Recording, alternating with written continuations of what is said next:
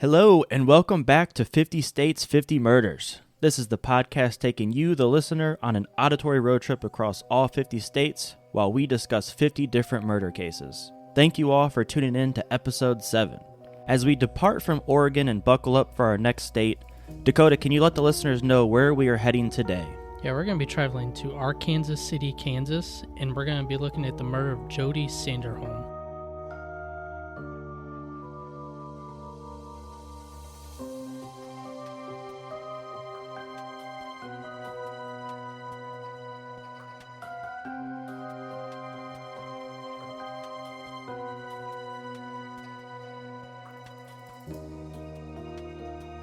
As always, thank you for tuning in to another episode of 50 States, 50 Murders. We appreciate all feedback and listens. If you have not yet tuned into episode 6 from last week, just a really quick spoiler alert. We were in the state of Oregon where we talked about the case of Daniel Brophy. I wanted to just quickly recap. Dakota, we've only produced 6 episodes so far. We're still new at this. We're learning as we go, but I have to say that Oregon has been my favorite episode so far.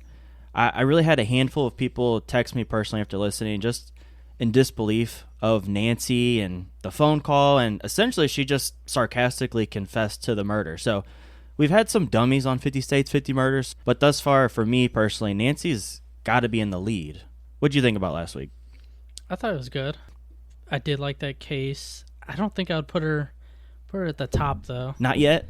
Okay. No, Craig and Kelly were pretty damn dumb. It's hard to top them.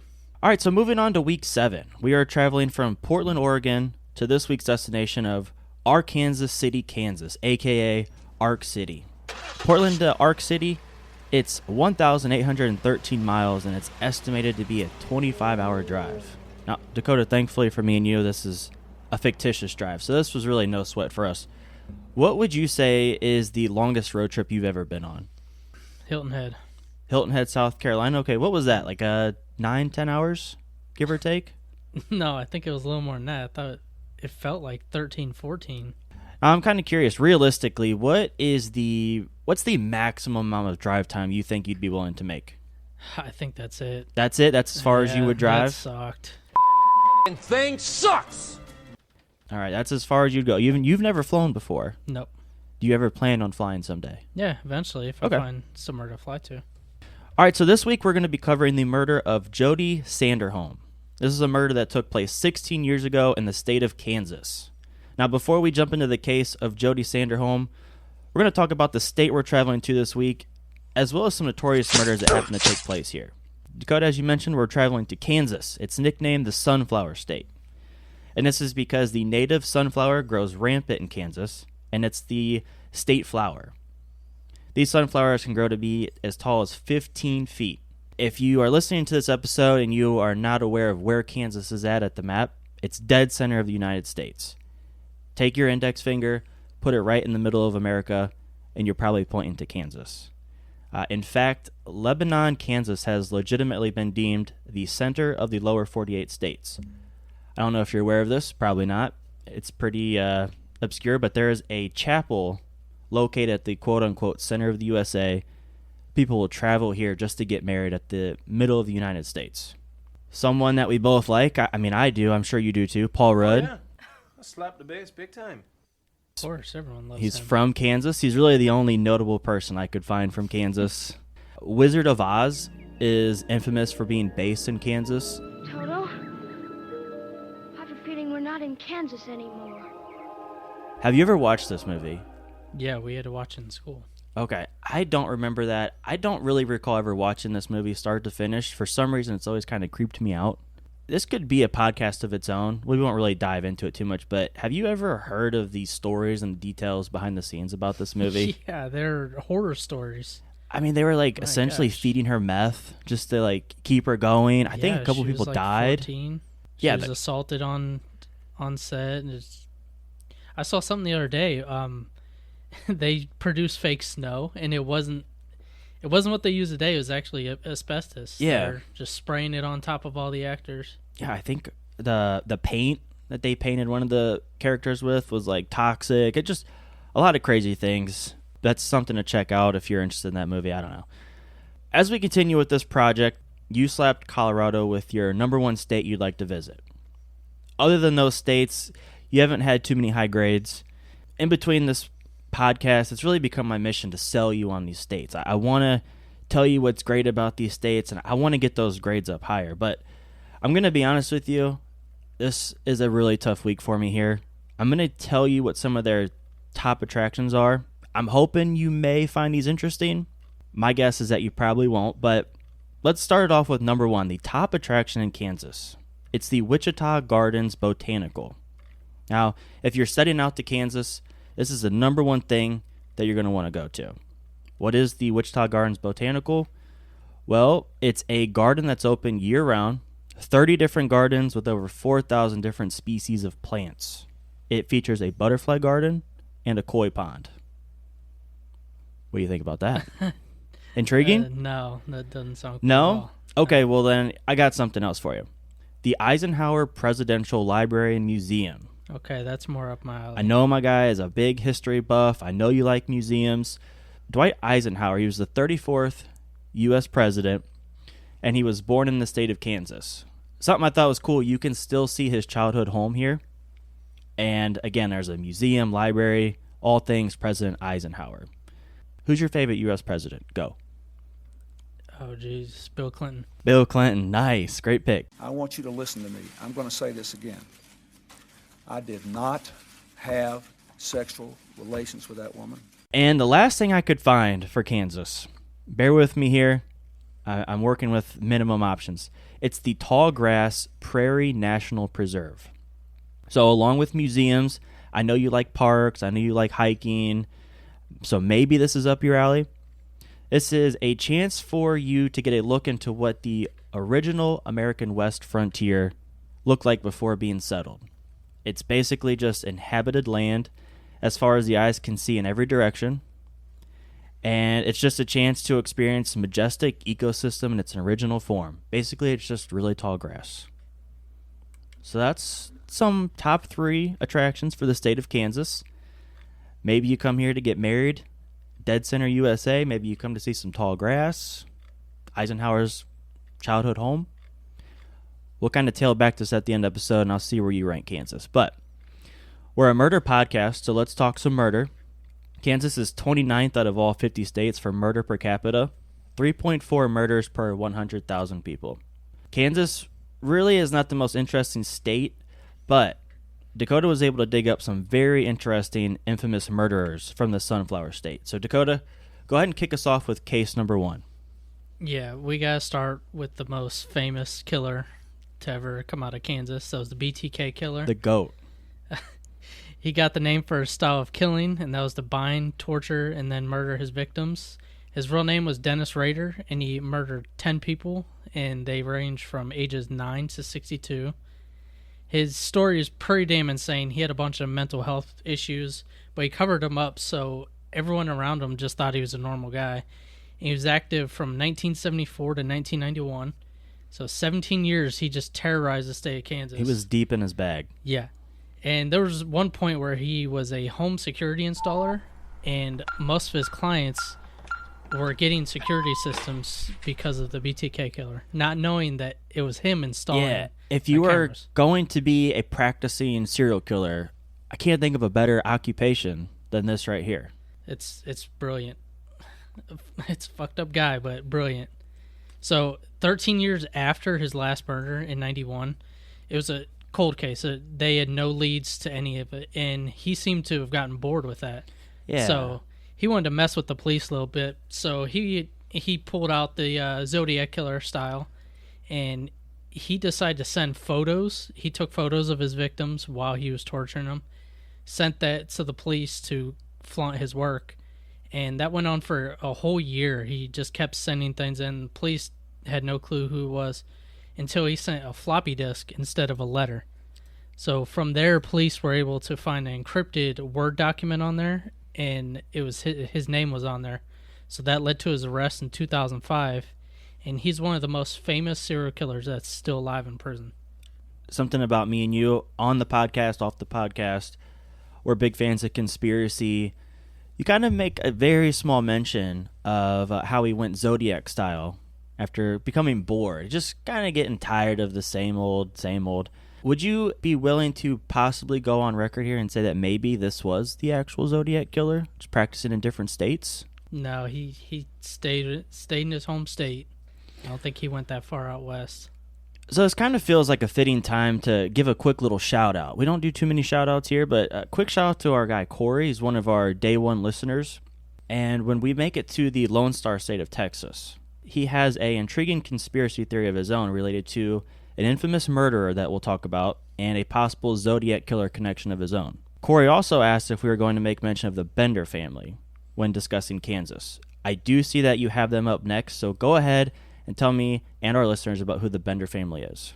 So we just went from the most famous killer. Now we're going to go to the most famous killer family. So we had a whole family, mother, father, son, daughter, all serial killers. They're considered to be America's first serial killer family. First and only? I don't know. I'm curious to see how many of those we have throughout the Can't be US. too many. Okay.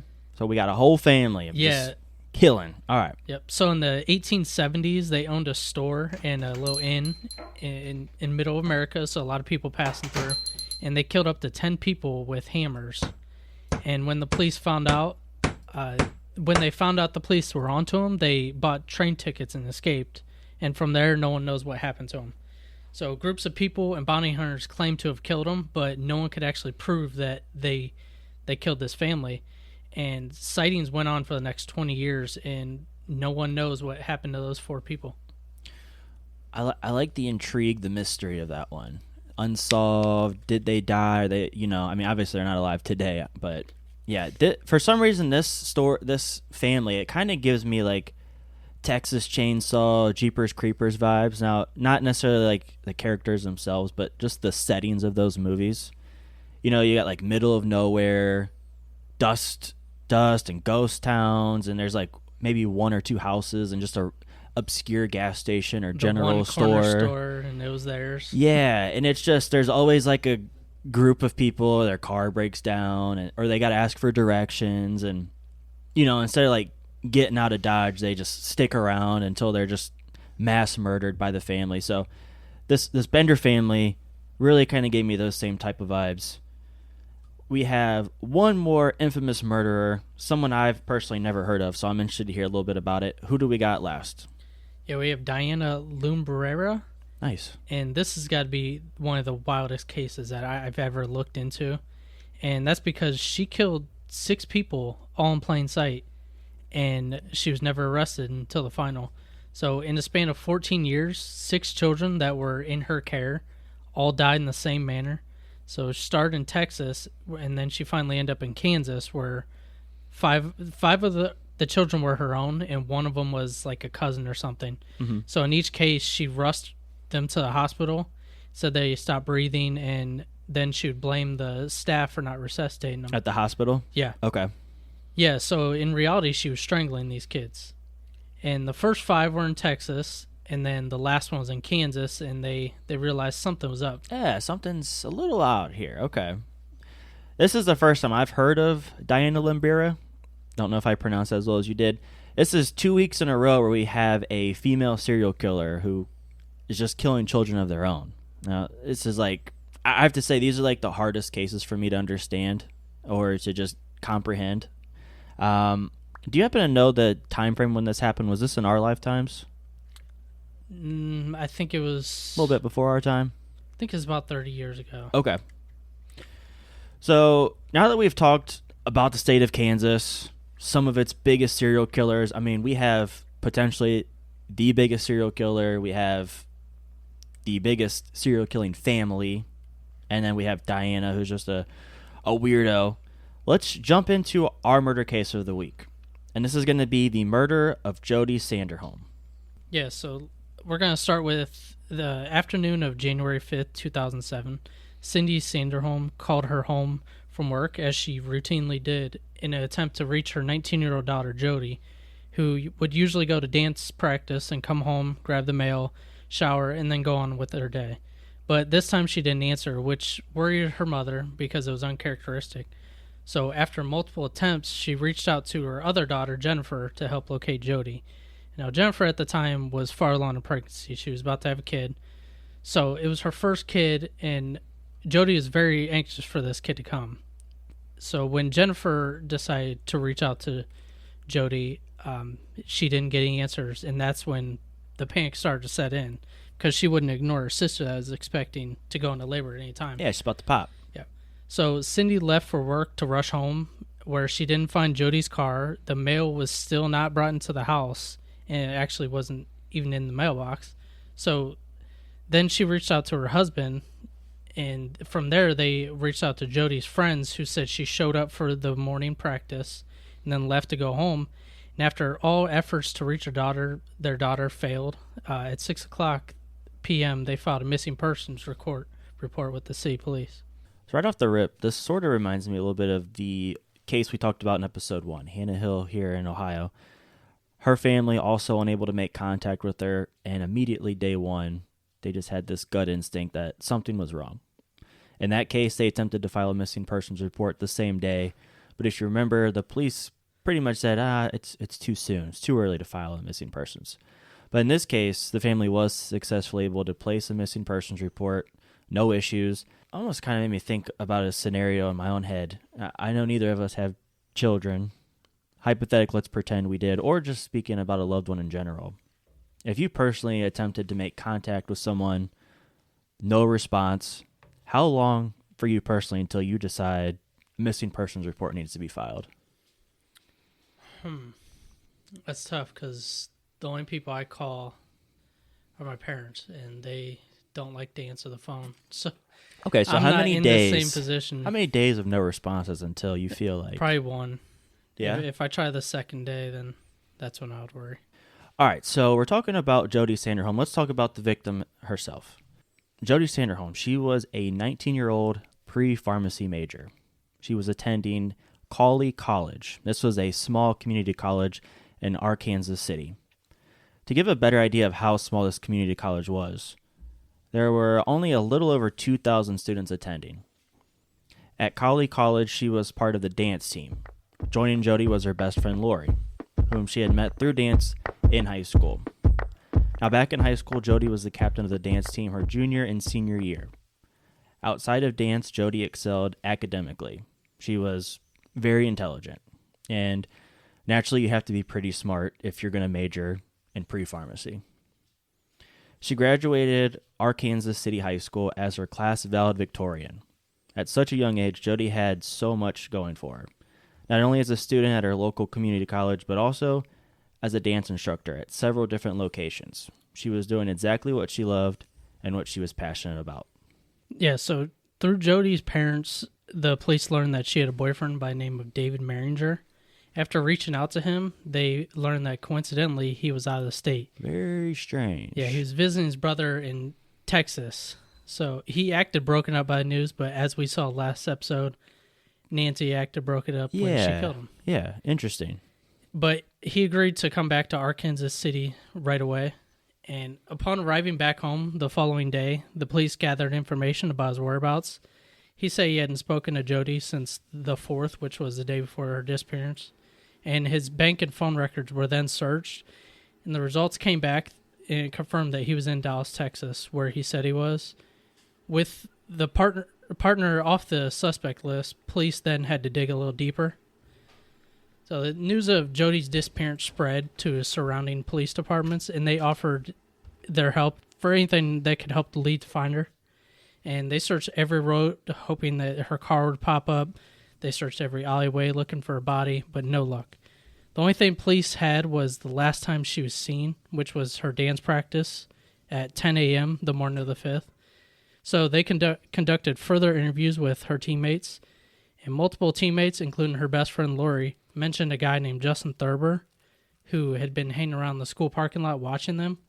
And Lori also mentioned a few days prior to the disappearance, she was followed home by a light blue Cadillac that was spotted on campus the morning of the 5th. And it turns out that Justin owned a light blue Cadillac, so police put him on their suspect list. Justin Thurber was a 23-year-old sandwich shop worker. In between creating culinary masterpieces, such as Italian BMTs and meatball subs, Justin had his fair share of run-ins with the police. He had several arrests on his record for theft, other nonviolent crimes, Investigators visited Justin's parents' house where he lived, naturally to interview him. Unfortunately for the detectives, Justin had a pretty detailed alibi. This alibi included the location of his car, since strangely enough it was not in the driveway. He and his 3 friends were on a road trip, and they had gotten stuck in the mud by a lake. I've heard of mudding, but never with a Cadillac. Not sure why driving a sedan through mud would be a good idea. Justin had to call his dad for a ride home. The other 3 friends who were there with Justin on his road trip were brought in for questioning by the police. Like Justin, trouble had a way of following his 3 friends. All had been previously in trouble with the law, but unfortunately for Justin, not only were his 3 friends also troubled kids, either they were not loyal to Justin, or they just simply did not get the memo. All of these friends denied ever being in the same car for the supposed road trip through the muddy Kansas banks. So police now have their main suspect, but with no help from his friends or Justin's parents, they reached out to someone who knew Justin very well, his ex-girlfriend, who agreed to meet with an investigator where she took him on a road trip. Big road trip guy. They arrived at the Call Wildlife area, a place that she said they would visit frequently, but because it was his favorite place to go. She also mentioned of a time where they were there, and he mentioned it would be a perfect place to dump a body near a boat dock, and it would never be found. Great place to drop a body. I don't know how one would normally react to that. Interesting nonetheless. Now, although the ex-girlfriend's info was convincing, concerning, there's still nothing that can point Justin to the disappearance of Jodi. Essentially, this story is nothing more than just hearsay. So police needed more than that to arrest him. They went back to the last time Jodi was seen, and that was at dance practice. Now, by obtaining video evidence from dance practice the day that she went missing, they could find the exact time she arrived, as well as the exact time that she left the campus. In those videos, police found more than what they were expecting. Upon pulling up into the parking lot in her black Dodge Stratus, video showed it being followed by a specific car. Dakota, you're a pretty smart guy. Before I tell you the model and color, you want to take a random guess? A light blue Cadillac. All right. Maybe? You are pretty smart, because upon entering that parking lot, there was also a very similarly related light blue Cadillac in relation to our main suspect, Justin Thurber. So during dance practice, while Jodi was inside, that light blue Cadillac could be seen throughout the footage circling the parking lot multiple times. So we previously mentioned that Justin had been in trouble for theft and other crimes. It just so happened that at this time he was out on bond for theft. And with what they currently had, the judge decided to revoke his bond, allowing police to bring him in for further interrogation. Now, while he was processed, another team was sent to his home. It was done at the same time to allow his parents to not interfere with the case, which we've seen multiple times. Yep. Denny's dad, he might have been involved. Yeah, maybe. Patrick's mom, we found out she was involved. She watched him do it. Allegedly. Yeah. But this case is different than them because Justin's parents' testimony actually hurt. Yeah, it kind of screwed him over a little bit. Yeah, so his dad had the exact same story where he picked up his son and his friends after their car got stuck. Mudding by the lake in the Cadillac. Yeah. So police were able to check with the alibis of the 3 friends prior to this warrant, and all 3 of them were telling the truth about where they were. One was at a doctor's appointment, another one was at work and was confirmed by his employer, and the third was actually at the courthouse most of the evening getting a marriage license. So his dad then admitted to helping his son clean his clothes and clean off some shoes that were covered in mud, and those shoes were taken in for evidence. Yeah, so this is where we get our first major break in the case. At the time, we have this damaging hearsay from the ex-girlfriend of Justin's, 3 friends who admitted to being in different places, other than with Justin confirming that his alibi was a lie.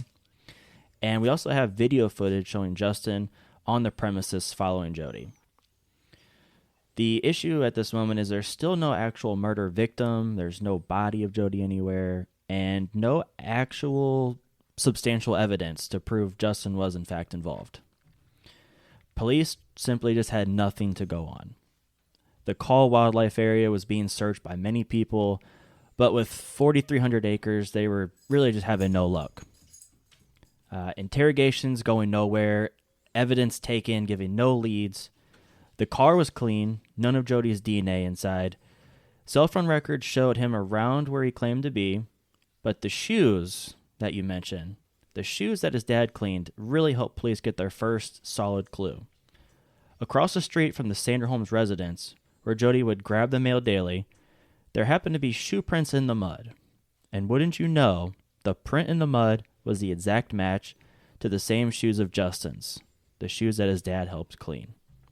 Shortly after this discovery, the police began searching the area. So police were able to get help from professional trackers. I didn't know that was a thing, but it's very interesting. So these guys came in, they had evidence of the shoe prints, and they were able to find more. So on their search, they found a second print, and it was coming from a smaller flip-flop, which would match reports from the dance team members that she was wearing flip-flops that day after she left practice. Now, those eventually disappeared, but the sneaker prints continued, where there were up to 70 more of them found. And at this point, it was getting dark, so police decided to call it a day. That's enough. Yeah. So upon leaving, a couple of trackers stopped by where Thurber said he was picked up by his dad, and they noticed a dirt path leading to a restroom. And in that restroom, they got their confirmation that Jodi was in fact in the area. So one of them looked in one of the toilets, and there was a piece of mail, and it was addressed to the Sanderholms. Now we know Jodi was usually the one that got the mail. Police knew that couldn't be it, so the search of the other toilets found some flip-flops, a Cowley College dance team jacket, and her wallet. At this point, police had little hope that she was still alive, so then it turned from a search for her to a recovery of her body. 4 days after the disappearance, police had a bunch of evidence that proved Thurber was involved. Shoes recovered from the front of the house were direct matches to the wildlife area and the print by the mailbox. The flip-flops were a direct match to those that were next to Justin's in the woods. And the mail that was found in the toilet had Jodi's fingerprints on it. So they believe that she was grabbed by him while at the mailbox. Still, none of this means much without an actual body or her car. So the trackers continued searching in the woods, determined to find a body. Instead of looking for shoe prints now, they knew who they belonged to, so they started to look for disturbances in the surrounding areas, like branches, grass that had imprints in it. It was through this that police were finally able to put an end to the search.